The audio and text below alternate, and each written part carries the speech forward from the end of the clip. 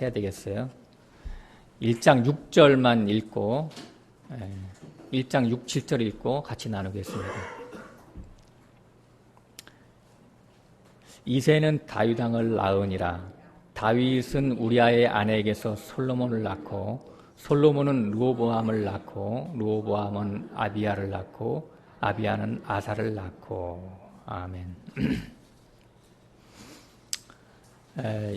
인생의 목적이 무엇이죠? 우리 믿는 자들의 목적은 우리가 좀 아까 찬양을 불렀지만 성전을 건축하는 것입니다. 다시 말해서 하나님이 거하실 처소가 자신 안에 세워지는 것을 위해서 신앙생활을 한다는 말이죠. 그런데 다윗은 온 평생 나라를 위해서 고군분투하며 전쟁과 피 흘리는 일에 매진했는데 성전을 건축하지 못하는 자가 되었죠. 그리고 솔로몬은 손가락 까딱도 안 하고 가만히 앉아있다가 부친이 준비해준 각종 재료로 성전을 건축하는 얘기가 다윗의 인생 여정의 클라이막스이면서도 우리가 이해할 수 없는 아이러니입니다. 그것에 대한 영적인 의미를 오늘 같이 공부하겠습니다. 우리가 다윗이 솔로몬을 낳았다, 이제 그런 말을 한다고 하는 것은 성경에서의 아들은 자신의 삶의 열매를 나타낸다, 그런 말을 했죠. 우리가 이미 공부했지만 나오미가 오벳을 안았다, 오벳을 낳았다라고 하는 것은 나오미가 새로운 성품이 되어서 오벳이라고 하는 뜻이 이제 섬김이라고 하는 뜻을 갖고 있으니까 참된 종으로서의 삶을 살아가는 자가 됐다라고 하는 그 성경의 뉘앙스가 그런 뜻을 갖고 있다라고 하는 것을 이미 공부를 했어요.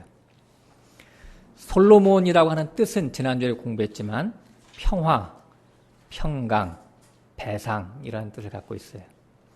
그러니까 A와 B 사이에 빚이 발생하면 물리적이든 어떤 관계성적이든 정신적이든 어떤 빚이 발생하면 그 배상이 온전히 이루어지기 전까지는 평화가 발생하지 않겠죠. 항상 갈등이 생기겠죠. 그런 얘기예요. 완전한 평화를 위해서는 배상이 전제 조건이 이루어져야 된다라고 하는 것이죠.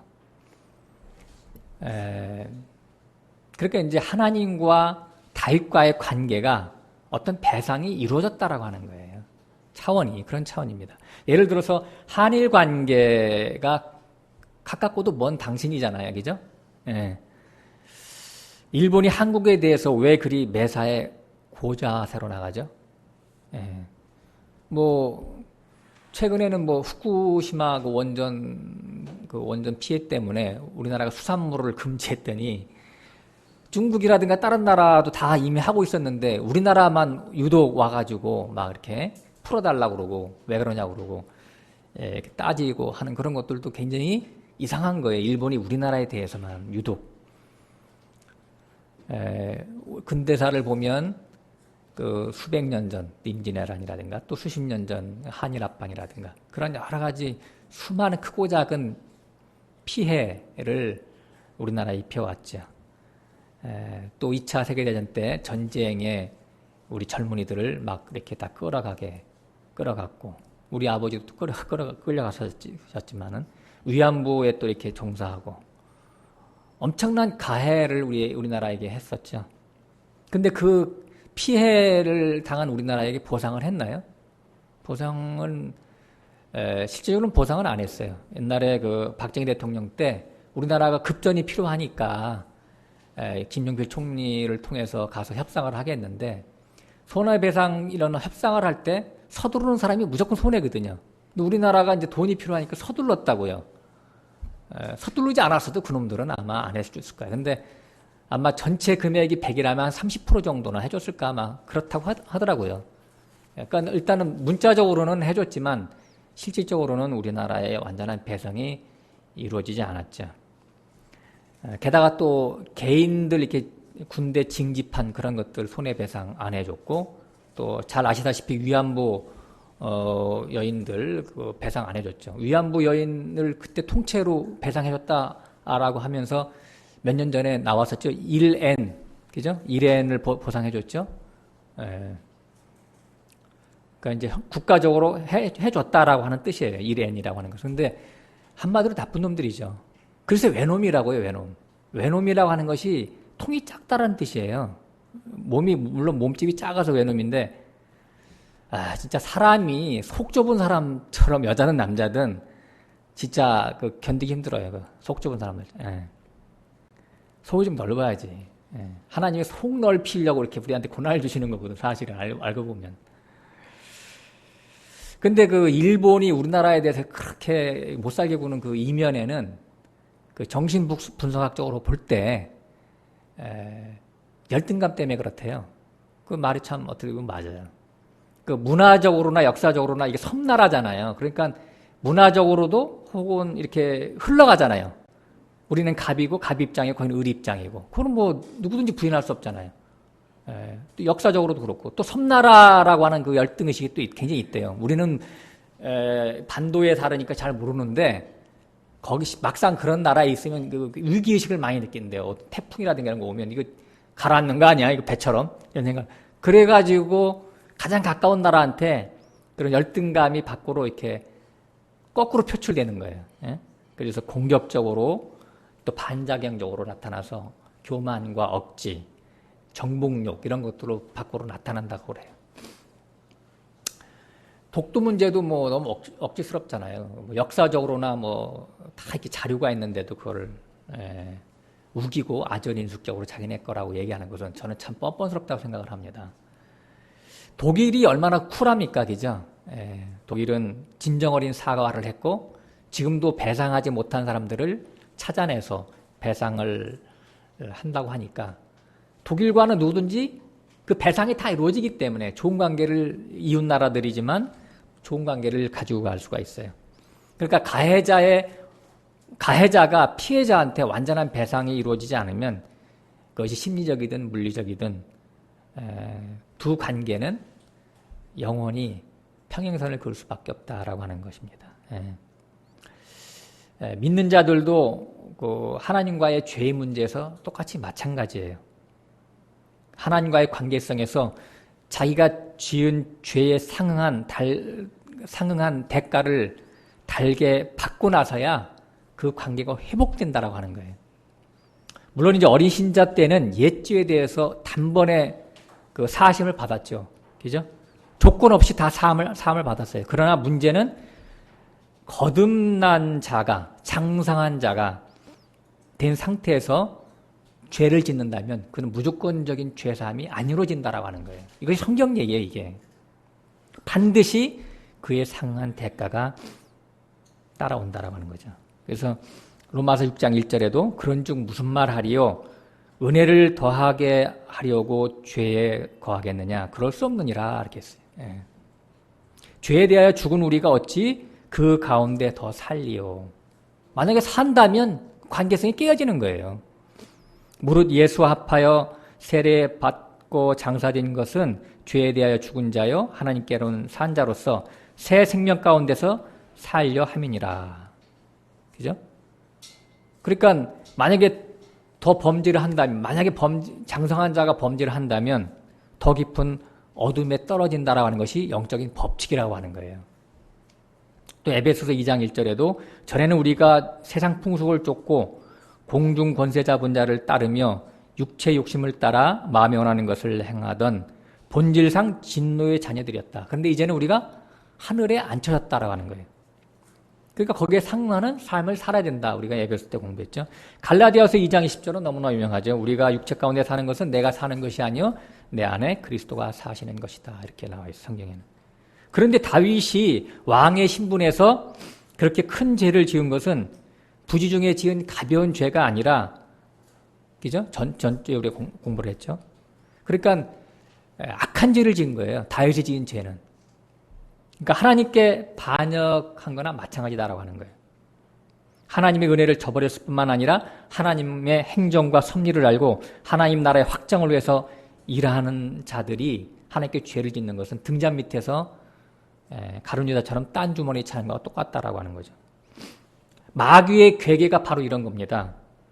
졸개 몇 명 쓰러뜨리는 것보다 장수 하나 자기네 편으로 이렇게 끌어들이면 휘하부대 모두 마귀 것으로 다 만드는 거거든요.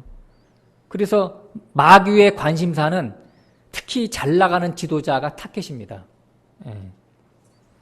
엊그제 신문을 보니까 같이 뭐 보셨겠지만 지난 5년간 우리나라에서 성직자가 범한 성범죄가 401건이래요.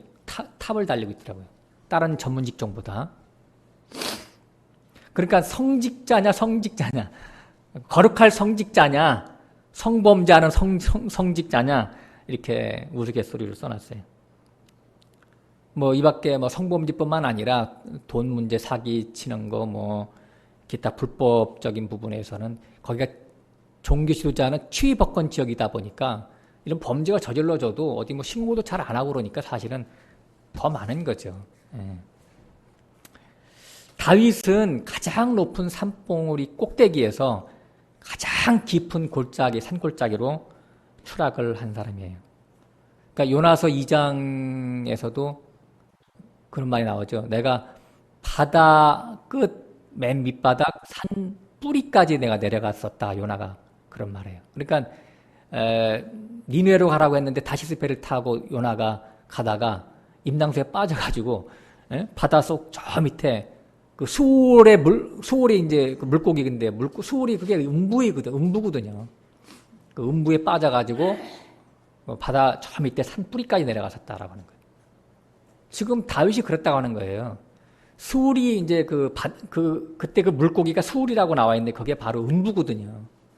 자기 자신의 육신의 생각에 갇혀서 그렇게 한없이 하나님과 관계없이 나락으로 떨어져 가는 거예요. 예? 그러니까 산이 높을수록 골짜기도 깊지요. 그러니까 높은 산에서 떨어졌으니까 가장 깊은 골짜기로 추락을 했으니까 곤두박질 쳐진 거죠. 평지에서도 산 정상에 오르기가 굉장히 힘든데 산 골짜기 저 밑에서 바다 끝에 있는 산 뿌리에서부터 그 협곡인데 거기서부터 산 정상까지 다윗이 옛날에 있던 자리까지 올라가려면 얼마나 힘들겠어요. 대다수 중도 하차합니다. 그러니까 이것은 관계성이 거의 힘들다라고 하는 거예요. 하나님과 관계성이 한번 떨어지면. 이렇게 하나님의 일하심을 알면서도 죄를 짓는 것을 성경에서는 짐짓죄라고 합니다. 짐짓죄는 용서함이 없어요. 그러니까 부지중에 짓는 죄와는 근본이 틀립니다. 얼떨결에 짓는 죄, 육신이 약해서 짓는 죄하고 자기가 다 계획하면서 짓는 죄하고 많이 틀린 거예요. 그래서 그 짐짓죄의 파괴력은 대단하다라고 성경에 이제 계속 나와 있는데 하나님의 종, 하나님의 사람이 타락하면 하나님의 영광에 치명타를 입힙니다. 전도문이 막히는 것은 물론이요. 하나님의 살아계신 것을 만천하에 부정하는 그러한 악영향을 끼치게 되기 때문에 완전히 마귀의 수하역을 하는 거예요. 높은 산에 올라갔다가 떨어져 버리면. 그러니까 이런 사람들은 성경에서는 성령 해방죄를 짓는다. 그 다시는 속죄함이 없다 이렇게 성경이 얘기하고 있어요. 짐짓죄가 이제 히브리서라든가 그런데 민수기에 나와 있는데 한 세 군데만 찾아보겠습니다. 히브리서 10장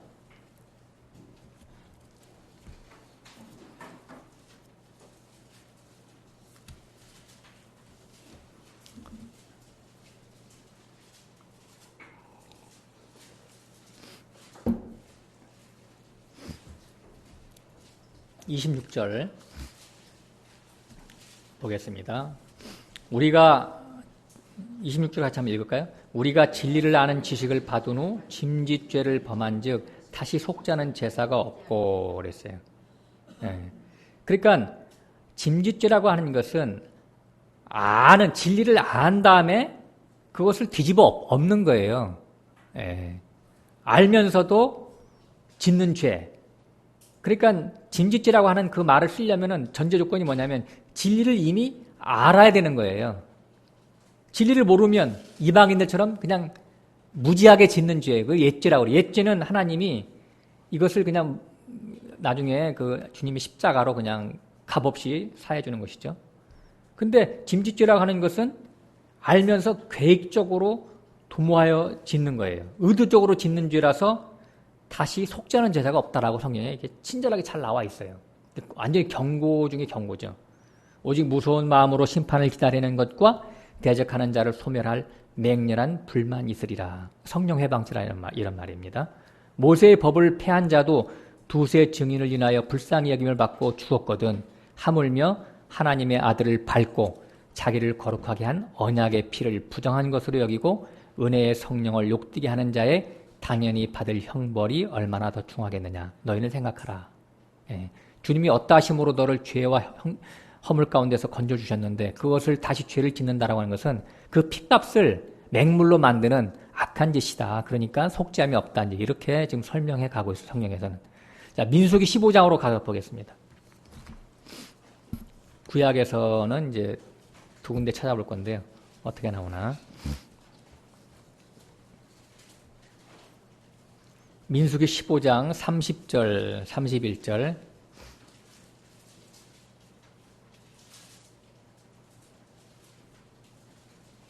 같이 한번 읽죠. 시작. 30절. 본토 소생이든지 타국이든지 무릇 짐짓 무엇을 행하면 여호와의 회방하는 자니 그 백성 중에서 끊어질 것이라. 그런 사람은 여호와의 말씀을 멸시하고 그 명령을 파괴하였은즉 그 죄악이 자기에게로 돌아가서 온전히 끊쳐지리라. 그죠? 소생. 본토 소생은 뭐 유대인을 얘기하고 타국인은 이방인을 얘기하는 건데 어쨌든 다 믿는 자들을 얘기하는 거예요. 구약이기 때문에 이렇게 이제 구분해서 줬죠. 그러니까 짐짓죄는 알면서 짓는 죄이기 때문에 알면서 하나님을 능멸하는 죄예요, 이게. 그래서 이게 악한 거예요. 그래서 성령을 해방한다라고 하는 거죠. 그래서 사함을 받지 못하는, 자기 속에서 성령의 음성이 너는 똑바로 살아라, 죄 짓지 말라고 하는 그 음성을 계속해서 자기가 부정하고 안 듣는 거예요. 마귀의 음성을 듣는 거예요.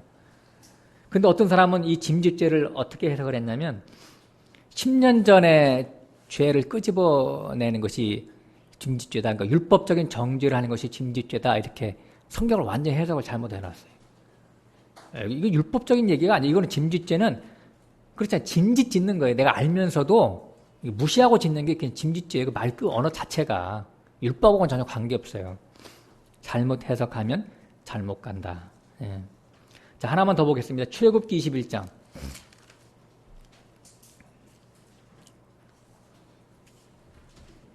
성경에서 지금 죄를 어떻게 다루고 있는지 제가 보는 거예요. 출애굽기 21장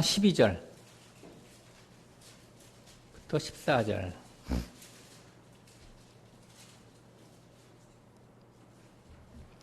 자, 뭐 문자대로 그대로 나와 있으니까 같이 읽겠습니다. 12절 14절. 사람을 쳐 죽인 자는 반드시 죽일 것이나 만일 사람이 괴익함이 아니라 나 하나님 사람 그 손에 붙임이면 내가 위하여 한 곳을 정하리니 그 사람이 그리로 도망갈 것이며 사람이 그 이웃을 짐짓 모살하였으면 너는 그를 내 단에서라도 잡아내어 죽일지니라. 아멘. 그러니까 괴익함이 아니라 얼떨결에 죽인 것을 성경에서는 오살자라고 그래요. 예, 우리도 모르게 뭐 주님이 그러셨죠. 마태복음 5장에서 형제를 미워하면 다 살인하는 자. 우리는 다 오살자입니다. 예, 나도 모르게 사람들 죽여왔죠.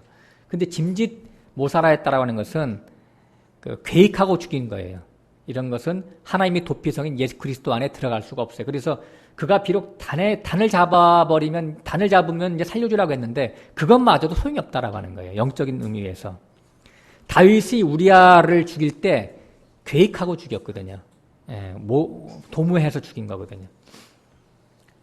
이와 같이 알면서 짓는 죄라고 하는 것은 안다라고 하는 것은 뭐냐면 하나님의 구원 목적과 방법과 그 내용을 알고 이미 영생의 약속을 받은 자가 아는 자예요. 그러니까 그래서 하나님과 동행하는 자며 그 즐거움과 그 가치를 아는 자가 바로 죄를 짓는 것을 짐짓죄라고 하는 것이죠. 그러니까 그런 사람은 이미 하나님께 부여받은 심판의 권세도 가졌는데도 불구하고 육신의 소욕에 져서 죄를 짓는다면 사함을 받지 못한다라고 하는 것이죠. 그러니까 사함을 받지 못한다라고 하는 것은 하나님은 항상 사해 주기를 원해요. 그런데 이것은 하나님의 입장이 아니라 자기 자신이 양심이 화인 맞아서 사함이 안 된다라고 하는 것을 하나님이 이렇게 돌려서 말한 거예요. 받지 못한다라고 하는 것은. 다시 말해서 마음이 강팍해지고 양심이 화인 맞아서 돌이킬 수 없는 강을 건넌 상태. 이런 것을 이제 시쳇말로 루비콘 강을 건넜다라고 그러죠. 나폴레옹 군사들이 러시아를 치기 위해서 루비콘 강을 건너. 다시는 돌아갈 수가 없어. 그냥 무조건 못 먹어도 고야, 그냥. 그러니까 양심이 화인을 맞는 게 그만큼 무서운 거예요. 지옥에 가도 이제 상관없는 거예요. 지옥이 없다라고 이제 계속해서 부정하고 싶은 거예요. 산에서 떨어진 자들이 그렇다라고 하는 거죠. 이것이 다 악령의 역사입니다. 마음이 뻔뻔해져서 오히려 하나님을 욕하고 자해하고 자살 행위가 계속해서 이어집니다. 그리고 자기도 스스로 죽이고 남도 죽이는 말을 계속 가르쳐요. 이런 사람들이 누구냐면 이런 사람들이 교주들입니다. 하나님과의 사이가 너무 멀어졌기 때문에 엉뚱한 길로 가네. 자기가 뭐 보혜사다. 자기가 성령이다. 이렇게 가르치는 이 시대의 이만이라든가 문선명이라든가 아니면 안산홍이라든가 옛날 박대선이라든가 그런 사람들이 한때는요 높은 산에 올라갔던 사람들이에요. 그러나 어느 사건, 어느 계기가 돼서 땅에 떨어진 것이죠. 교주들의 공통점이 짐짓죄에서 출발한다라고 하는 거죠. 양심이 화인 맞아서 점점 악령의 꼬임에 넘어가는 거예요. 그리고 이런 사람들은 특징이 말씀을 변주해서 너무나 말씀을 잘 알으니까 말씀을 변주해서 육신의 영달과 쾌락을 도마는데 그 말씀을 팔아버리는 거예요. 귀신도 사탄도 하나님이 살아계심을 알고 믿는다라고 그랬어요. 그러나 그들의 특징은 회개를 하지 않는 거예요. 그래서 이사야서 14장에 있는 아침에 별인 계명성, 아침의 아들 계명성이 땅으로 추락했죠. 그 다음에 가장 높은 데서 올라갔다가 추락했어요. 그게 다 누구냐면 이렇게 목회자들을 얘기하는 겁니다. 그리고 에스겔서 28장에도 그 두루왕이 하나님의 성산에 두루왕래하던 자였었어요. 그리고 얼마나 높이 올라가서 하나님과 같이 교제했던 자였었어요. 그런 자들이 떨어져서 회개할 수 없는 영으로 돌아서 버린 거예요. 무뎌진 거예요. 이런 자들은 교주들이 대부분 은사주의에서 출발하는데 은사를 잘못 사용하면 그렇게 되기 쉽다. 처음에 은사가 막 임했을 때 하나님이 이렇게 특별한 이유가 있어서 은사가 임하면 그것을 좀 쓰다가 이렇게 버리든지 아니면 하나님이 필요하면 이게 거두어가거든요. 근데 거두어가면 그걸 못 살아요. 금단 현상이 발생해서 자기가 사람들한테 이렇게 그 은사주의자들 중에서 어떤 사람들은요 각종 병을 고치는 것은 물론이지만 어떤 사람 죽은 자도 살려요. 제가 이렇게 보면 옛날에 그 사람들이 이렇게 쓴 거라든가 간증하는 걸 보면 그리고 천기도 이렇게 조정을 해요. 비가 와라 그러면 구름이 이렇게 몰려와서 비도 오게 하고요. 그것이 하나님께로 보통 왔는지 저는 잘 모르겠는데 그 은사가 이렇게 딱 끝나버리면 금단 현상이 발생해서 계속해서 자기가 은사를 조장을 해요.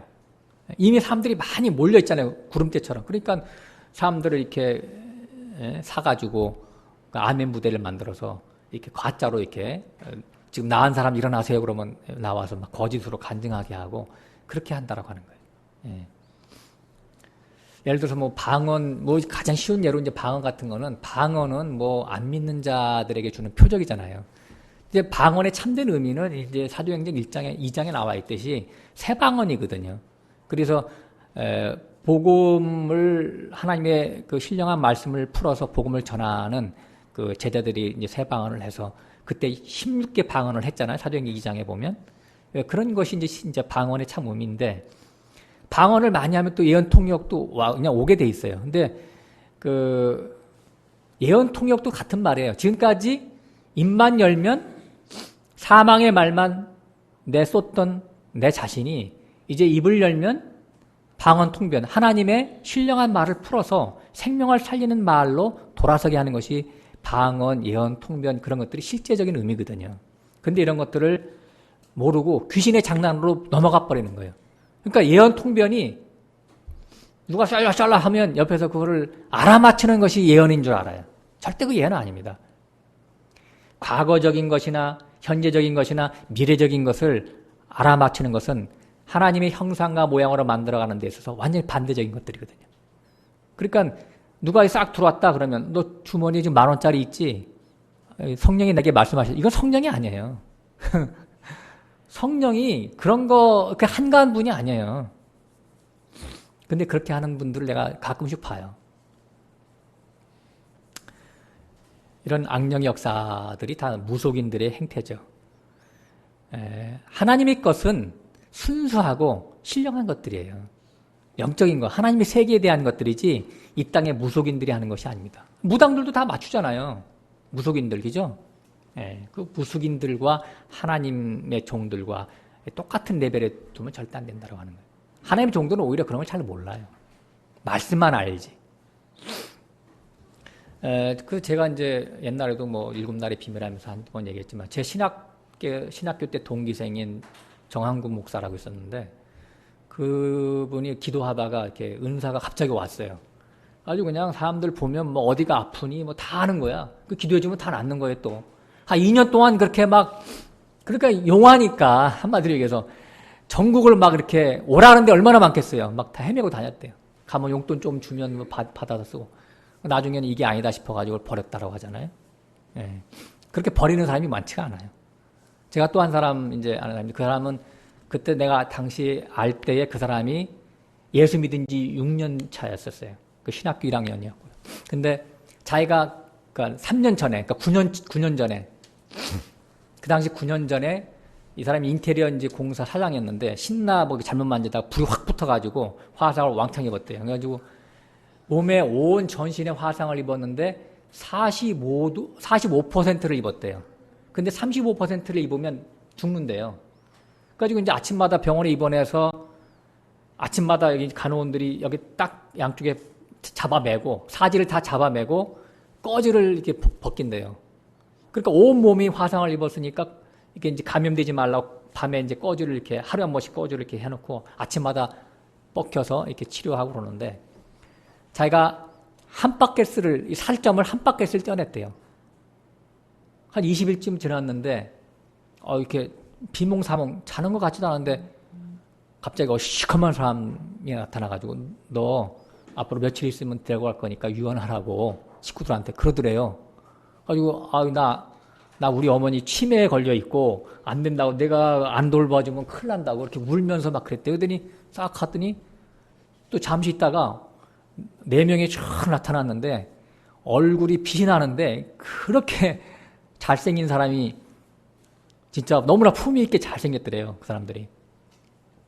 근데 이제 그 사람이 이렇게 자기를 이렇게 쫙 들더니 한 사람이 막 어서 이렇게 뭐 이렇게 기름칠 같은 거 하는데 너무나 향이 그냥 은은하더래.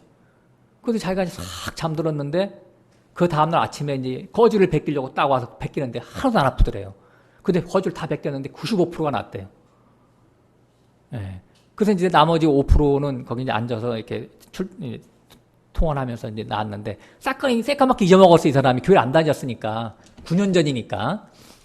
근데 이제 자기 인테리어 공사하는데 한 번은 누가 공사를 맡기는데 어떤 이제 공사 맡기는 사장이 굉장히 좋은 조건으로 이렇게 자기한테 하라고 하더래요. 전화가 와가지고. 그러더니 안 할 수가 없더래요. 너무 좋은데. 근데 좋은 조건 이렇게 해주는 이유가 뭐냐? 남보다 더 좋게 해주는 이유가 뭐냐? 했더니 당신 나랑 같이 교회를 다니자고. 그러더래요.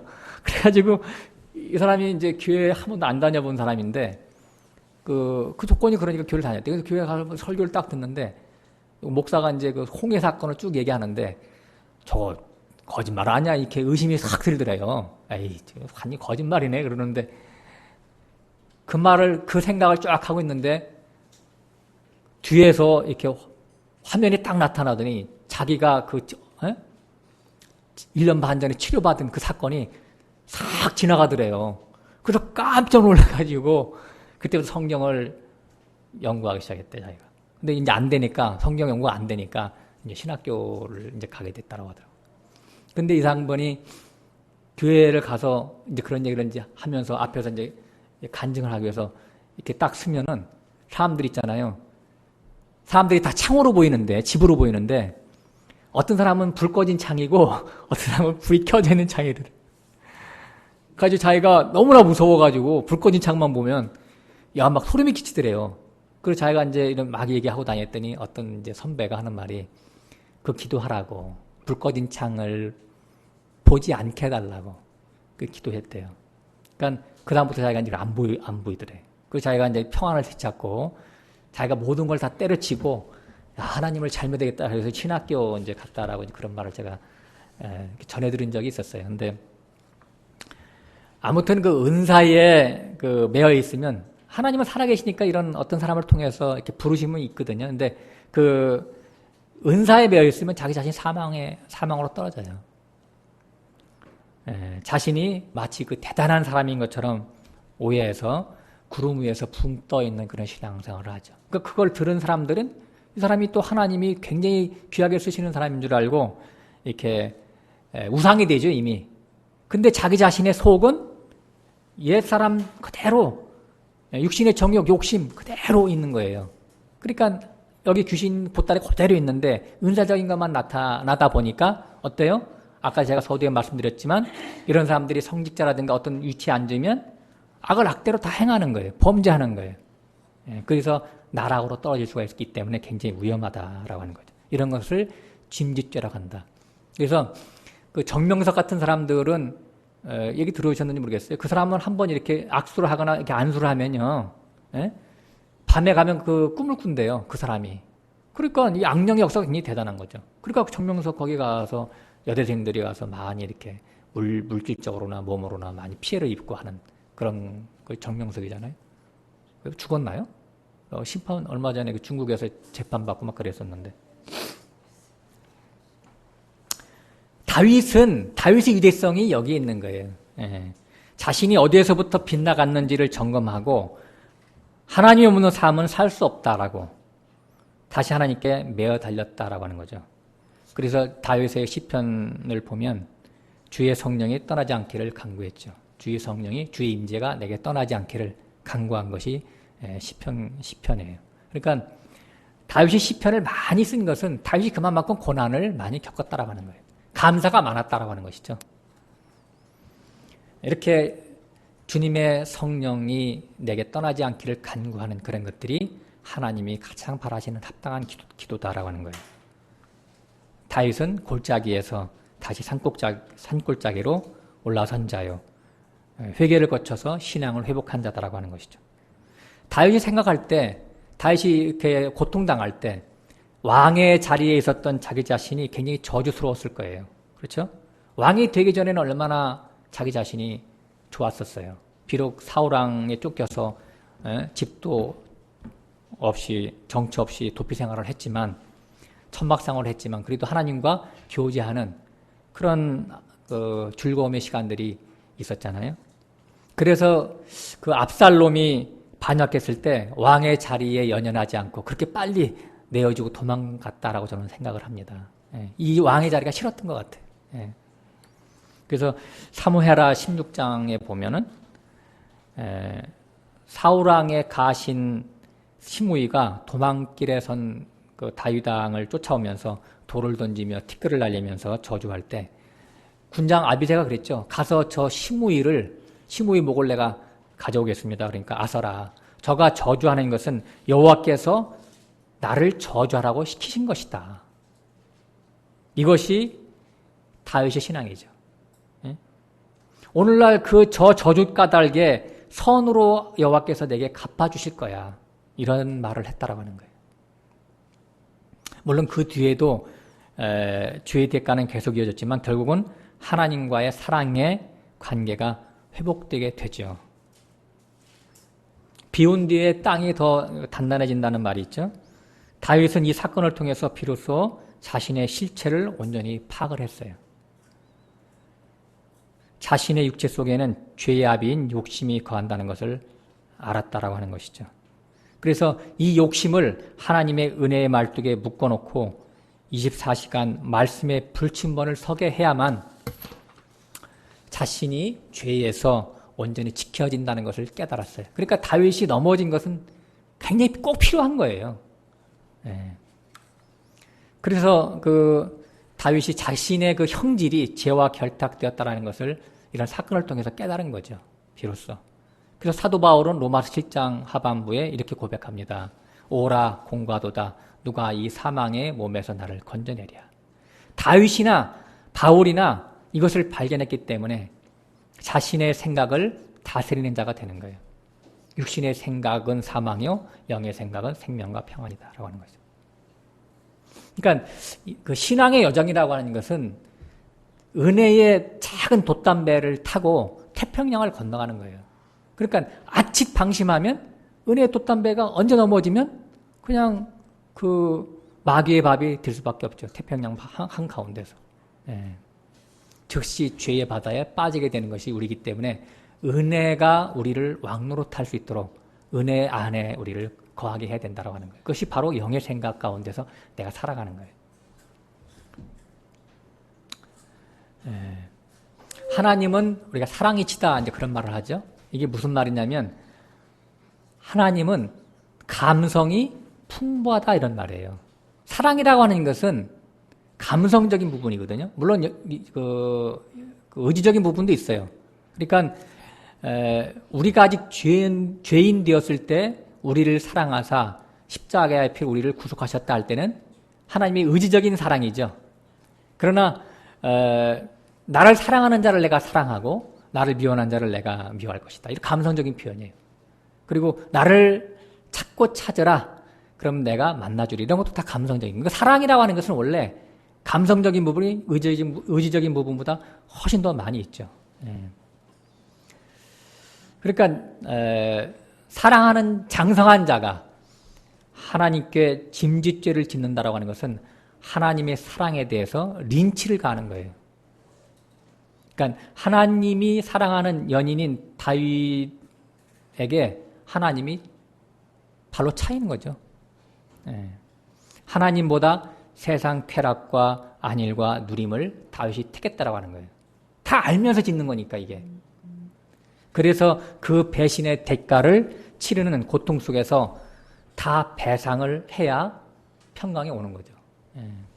이러한 하나님과의 관계 개선의 과정을 밧세바를 통해서 내 아들을 낳은 것으로 지난주에 표현했다고 공부했죠.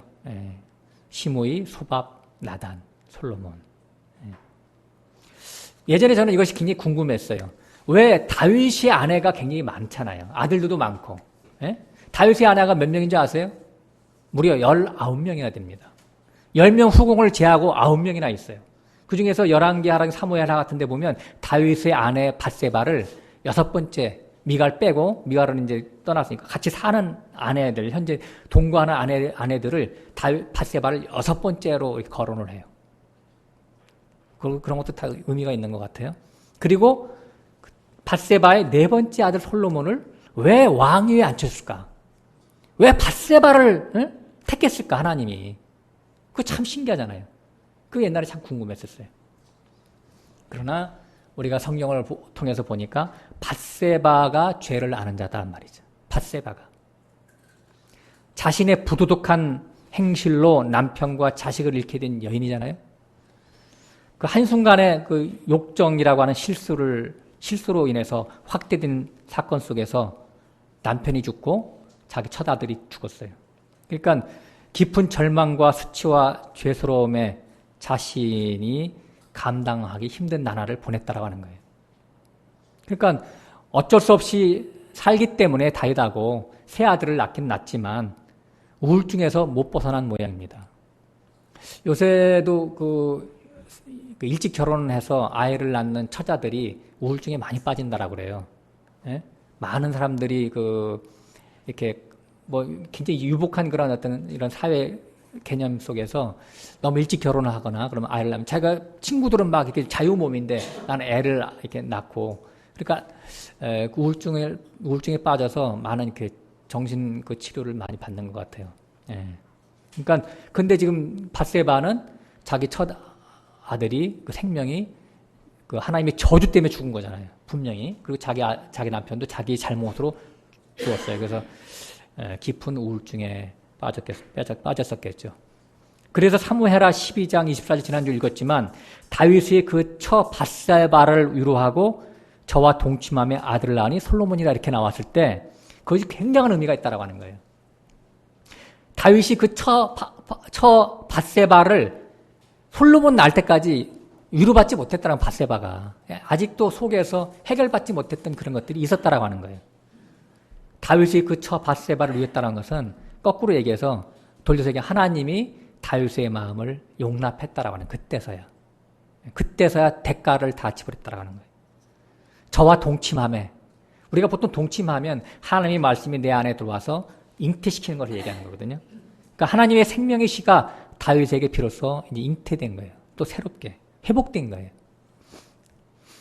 솔로몬을 낳았다. 평강과 평화가 이루어졌다라고 하는 거죠. 원자는 배상이 이루어져서.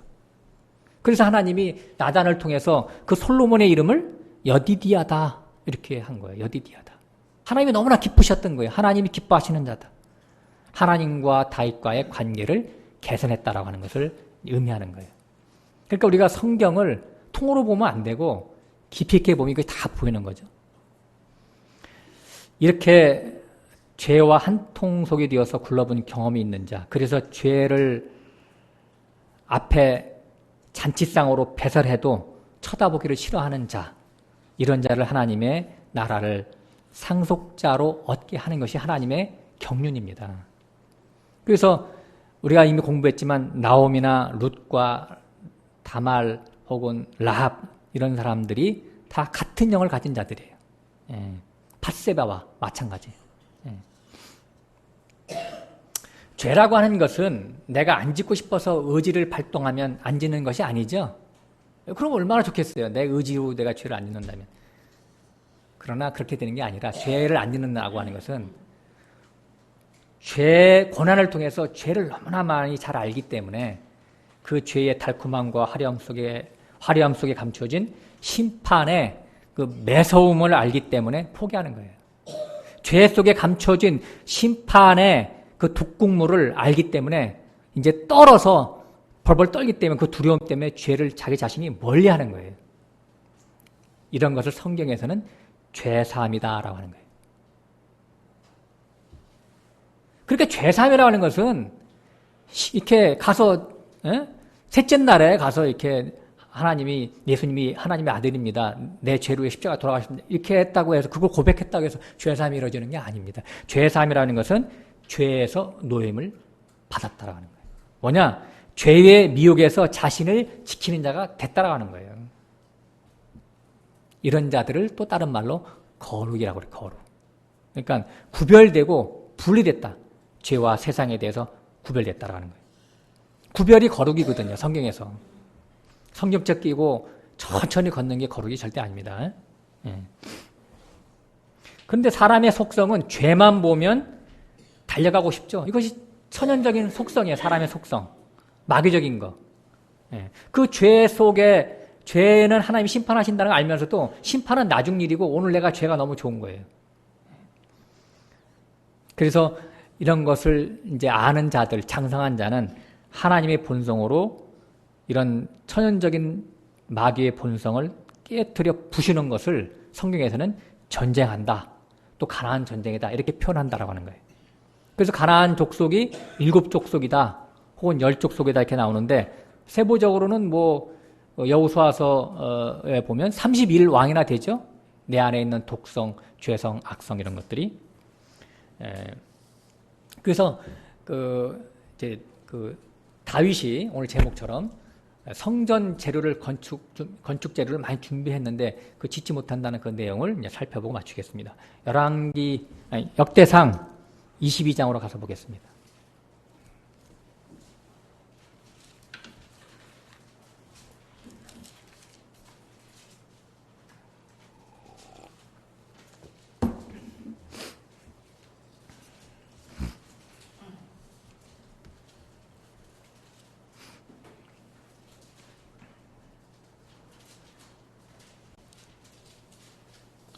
(22장) 8절부터 9절 같이 읽고 8절부터 9절 같이 읽겠습니다. 여호와의 말씀이 내게 임하여 이르시되 너는 피를 많이 흘렸고 크게 전쟁하였느니라. 내가 내 앞에서 땅에 피를 많이 흘렸은즉 내 이름을 위하여 전을 건축하지 못하리라. 한 아들이 내게서 나리니 저는 평강의 사람이라. 내가 저로 사면 모든 대적에게서 평강하게 하리라. 그 이름을 솔로몬이라 하리니 이는 내가 저의 생전에 평안과 안정을 이스라엘에게 줄 것임이니라. 그렇죠? 8절에는 네가 전쟁하고 피를 많이 흘려서 건축하지 못한다라고 나와 있어요. 그래서 아들이 이제 한다라고 나와 있죠. 그 다음에 이제 14절 같이 한번 읽겠습니다. 내가 환난 중에 여호와의 전을 위하여 금 10만 달란트와 은 100만 달란트와 놋과 철을 그 중수를 셀 수 없이 만큼 심히 많이 예비하였고 또 제목과 돌을 예비하였으나 너는 더할 것이며. 그래가지고 이제 솔로몬한테 다윗이 일러두는 거예요. 내가 이런 것들을 많이 준비했으니까 네가 이제 앞으로 하나님의 전을 건축해라 이렇게 쭉 나가는 거예요. 우리가 좀 아까 읽었듯이 만약에 다윗이 성전을 건축하는 것을 하나님 앞에 거부당했다면, 문자적으로 이렇게 했다면 다윗은 신앙을 실패한 자로 낙인 찍힐 수밖에 없다라고 하는 거예요. 왜? 성전 건축이 인생의 목적이죠. 거부당했다고 하는 것은 실패자죠. 모세는 가나안 땅을 바라보고 느부산 꼭대기에서 올라와서 가나안 땅을 들어가지 못하고 죽었어요. 가나안 땅이 그거 천국이잖아요. 예수 그리스도의 심령인데. 그러니까 모세는 그럼 천국에 못 들어갔다는 얘기죠. 근데 마태복음 17장에 보면 변화산상에서 나타나잖아요. 모세와 엘리야가 나타나잖아요. 그러니까 비유죠. 그 다음에 세례요한도 여자가 낳은 자 중에서 가장 큰 자이나 천국에서는 가장 작은 자보다 크지 않다. 가장 작은 자보다 낫다. 그러니까 얘는 천국 못 들어갔다는 얘기인데. 다 비유예요. 그러니까 율법으로는 모세와 이제 세례요한은 이제 율법을 상징하는 거기 때문에 율법으로는 하나님 나라에 들어가지 못한다라고 하는 것이지만 그 사람들이 이런 것들을 예피하기 위해서 그렇게 쓰임을 받은 걸 성경을 기록하기 위해서. 그러나 그 사람들은 다 진리 신앙으로 구원을 이루고 주님의 품에 다 안겼죠. 그러니까 다윗이 그 전쟁을 많이 하고 피 흘림이 많았다라고 하는 것은 자신 안에 끓어오르는 죄의 욕구와 수없이 싸워야 했다는 의미죠. 그래서 하나둘 죄의 속성이 싸움을 통해서 처리될 때마다 이것들이 금, 은, 놋, 철과 같은 보석과 기물들이 되어서 성전 재료로 쓰여진다라고 하는 거예요. 무슨 말씀인지 알겠죠? 만일 문자적인 전쟁과 피 흘림이 많아서 성전 건축 자격이 박탈당한 것이라면 그가 준비한 성전 재료들도 다 부정한 것이죠. 하나님 나라에 쓸 수가 없잖아요. 그러니까 창기가 벌어들인 돈은 성전에 갖고 들어오지 말라 그랬잖아요. 그렇잖아요. 부정한 돈. 그러니까 앞뒤가 안 맞는 것이죠. 다윗이 부정한 그 재료를 준비했다면 그 성전 재료를 쓸 수가 없는 것인데, 그러니까 이것은 다윗과 솔로몬 이런 것들은 다윗이 재료를 준비하고 솔로몬이 그 지었다라고 하는 것은 모두 한 사람 안에서 일어나는 영적인 상황들을 비유적으로 나누어서 표현한 것이다라고 하는 거예요. 물론 역사적으로는 그렇게 솔로몬이 졌어요. 그러나 한 성전을 짓 거예요. 그러나 그것 성전을 짓는 것이 거룩한 성 예루살렘 성이다 보니까 그것이 각자 속에서 싸울 때가 있고 싸워서 이기는 것들이 성전 재료고 그것이 다 싸움이 끝나면 성전이 건축이 된다라고 하는 하나님의 경륜에 대해서 설명하고 있다라고 하는 거예요. 그러니까 하나님의 원수는 자신 안에 있는 옛사람의 성분이죠. 그래서 이것들이 보이면 하나님은 소멸하는 불이 되어서 전쟁을 일으키고 불사르시죠. 그래서 주변에 있는 어떤 사람들을 부추겨서 사건을 만들고 교만과 아집을 꺾는 사람 막대기로 쓰시거나 혹은 혹독한 환경을 몰아서 고달픈 인생을 살게 하는 것이죠. 이런 것들이 인생 채찍이에요. 인생 채찍과 사람 막대기로 하나님은 사람을 만들어 가시는 거예요. 그래서 내 자신의 속에 있는 죄의 욕구들이 있을 때마다 하나님은 오셔서 그것을 전쟁하는 거예요. 하나님이 전쟁하시는 거예요, 다. 사실 다윗이 전쟁한 건 하나님이 전쟁하신 거잖아요. 이러한 수많은 고난을 통과하면서 육체와 합하여 정과 욕심이 십자가에서 처리되었기 때문에 요동함이 없는 자가 되는 것이죠. 이렇게 죄의 욕구가 끝난 자를 자신의 내면 안에서 하나님과 더불어 평강의 상태가 이루어졌다라고 하는 거예요.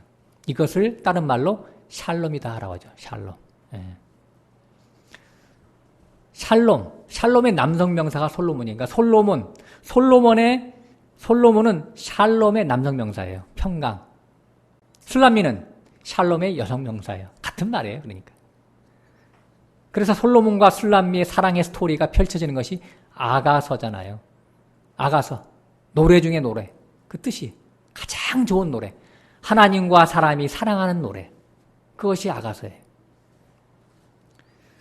얼굴이 검게 그을린 술람미를 예루살렘의 다른 여인보다 더욱 사랑한 솔로몬. 예. 얼굴이 검게 그렸다는 건 뭐예요? 술람미가. 그렇죠. 죄와 싸우느냐고 율법의 햇빛을 받아서 예? 많이 그을린 여인 술람미. 그 술람미는 다윗의 속사람이면서 또한 밧세바죠. 술람미가 밧세바이면서 다윗의 속사람이에요. 그러니까 그런 술람미를 보고 솔로몬은 감탄하면서 외칠 겁니다. 내 뼈 중에 뼈요, 내 살 중에 살이로다. 이렇게 할 거예요. 그러면 술람미는 뭐라고 얘기할 것 같아요? 그런 솔로몬을 보고 누가 우리를 그리스도의 사랑에서 끊으리요? 환난이나 공고나 핍박이나 기근이나 적신이나 위험이나 칼이랴. 사망도 생명도 천사들도 장렬이나 현절이나 능력이나 기품이나 높음이나 다른 아무 피조물이라도 우리를 우리 주 예수 그리스도 안에 있는 하나님의 사랑에서 끊을 수 없느리라. 이러한 심령 상태를 진리의 사랑으로 지어진 평화의 성이다라고 하는 거예요. 거룩한 성, 예루살렘 성. 그 성경의 최종적인 끝에 써 있죠. 계속 21장에. 영원한 샬롬이 건축되는 거예요. 샬롬, 예루샬렘, 평강의 성이